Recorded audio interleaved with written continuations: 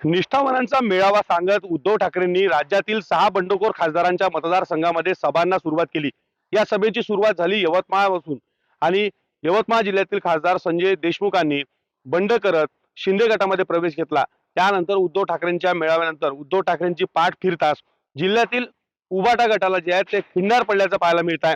साधारणतः यवतमाळ जिल्ह्यातील यवतमाळ ग्रामीण मतदारसंघातील 15हून अधिक पदाधिकाऱ्यांनी जे आहेत ते राजीनामे या ठिकाणी उद्धव बाळासाहेब ठाकरे गटाचे दिल्याचं समोर येत आहे। त्यामध्ये प्रामुख्याने तालुका प्रमुख असतील, महिला आघाडी प्रमुख असतील, युवा सेना तालुका पदाधिकारी असतील, उपजिल्हा प्रमुख असतील, शेतकरी सेना प्रमुख असतील, त्यासोबतच जिल्हा युवा प्रमुख असतील, असे प्रमुख पदाधिकाऱ्यांनी जे आहेत ते या ठिकाणी राजीनामा देत आता भविष्यात शिंदे गटाची कास धरण्याचं ठरवलेलं आहे। आपण बोलणार आहोत नेमकी अशी परिस्थिती का त्यांच्यावर ओढवली। तुम्ही गेल्या अनेक वर्षापासून उद्धव ठाकरेंसोबत उद्धव ठाकरेंच्या शिवसेनेत काम करत होता, निष्ठावान शिवसैनिक म्हणून तुम्हाला ओळखलं जातं। मात्र नेमकी अशी का गरज वाटली तुम्हाला की तुम्ही शिंदे गटात प्रवेश करताय आणि तुम्ही उद्धव ठाकरेंच्या सभेला पाठ फिरवली? आम्ही जे निर्णय घेतला, आपला जो निर्णय आहे जो आमचा, तर आम्ही विकासामुळे आम्ही निर्णय घेतला। आम्ही संजय भाऊ देशमुख जेव्हा शिंदे सेनेतनी प्रवेश केला त्याच वेळेस आम्ही ठरवलं की आम्ही संजय देशमुख खासदार माननीय संजय देशमुख यांच्यासोबत आपलं जायचं ठरवलं। कारण विरोधातनी राहून फक्त मोर्चे आणि आंदोलन करणे, त्याच्याशिवाय तारखा लावून घेणे, त्याच्याशिवाय दुसरं काहीच नव्हतं आमच्याकडे। म्हणून आम्ही सत्तेतनी जाण्याचं ठरवलं।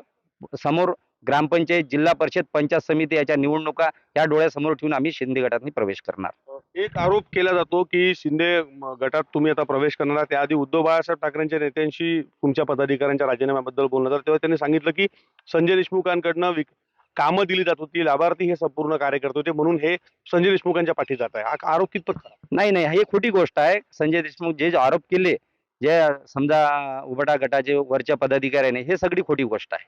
त्यामुळे तो विषयच नाही। आम्ही विकासामुळे आम्ही संजय देशमुखासोबत गेलो आणि जिल्ह्याचे पालकमंत्री शिंदे सेनेचेच माननीय संजय भाऊ राठोड हे आहे, ते आणि दोन्ही खासदार, आमदार आणि सत्तेतले जे आहेत तो निधी मिळेल या आशेने आम्ही गेलो आणि आमचे कामं परफेक्ट होणार। का नेमकं असं वाटलं तुम्हाला की तुम्ही तालुक्याचे प्रमुख होता युवा सेनेचे, शिंदे गटात का जावं? जायचं कारण फक्त एकच आहे की युवकांचे प्रश्न मार्गी लागले पाहिजे, युवकांना न्याय मिळाला पाहिजे, शिक्षण, आरोग्य, रोजगार यावरती काम झालं पाहिजे। आणि ह्या कुठल्या गोष्टी आपण सत्तेशिवाय किंवा आपण सत्तेसोबत जोपर्यंत राहत नाही तोपर्यंत ह्या पूर्ण होत नाही।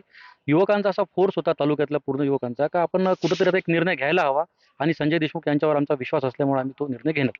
यवतमाळच्या आंदोलन चळवळीतलं एक मोठं नाव म्हणून सूरज खोब्रागडेकडे पाहिलं जातं। ते सूरज खोब्रागडे सुद्धा शिंदे गटात जे आहे ते प्रवेश करणार असं बोललं जात आहे। तुम्ही सुद्धा शिंदे गटात जाताय, तर काय पुढची भूमिका? सर्वांना जय महाराष्ट्र। मी चळवळीचा कार्यकर्ता आहे आणि चळवळी चालवताना बऱ्याचशा अडचणी येतात, बरेचसे गुन्हे दाखल होतात, बऱ्याचशा आंदोलनं करायला लागतात आणि संपूर्ण गोरगरीब असो की चळवळीचे कोणतेही कार्यकर्ते आमच्या जवळ जे काम घेऊन येतात, काम करण्याची पद्धत जी राहते ती आंदोलनातूनच होते। असंच नाही तर जर आपण कोणाच्या तरी संपर्कात गेलो किंवा चांगल्या जे सत्तेत बसून आहे, ज्यांच्याजवळ पॉवर आहे, त्यांच्याजवळ जर गेलं तर त्यातूनच आपल्याला ते साध्य करता येते। त्यामुळे माननीय खासदार संजय भाऊ राठोड आणि माननीय खासदार संजय भाऊ देशमुख आणि पालकमंत्री साहेब माननीय संजय भाऊ राठोड यांच्या दोघांच्याही नेतृत्वावर विश्वास ठेवून मी आज हा निर्णय घेऊन राहिलो की बा लोकांचे जर काम करायचे असेल तर याच्या संपर्कात असणं महत्वाचं आहे। म्हणून यांच्यावर विश्वास करून चळवळीचे कामं करण्यासाठी मी यावर समर्थनात सोबत चाललो।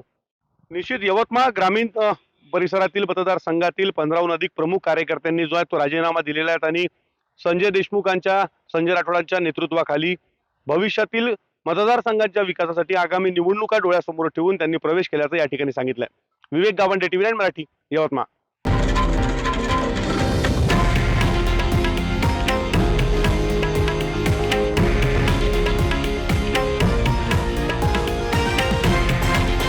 हे आहे देशातील नंबर 1 न्यूज नेटवर्क आणि आपण पाहत आहात TV9 मराठी, एकमेव।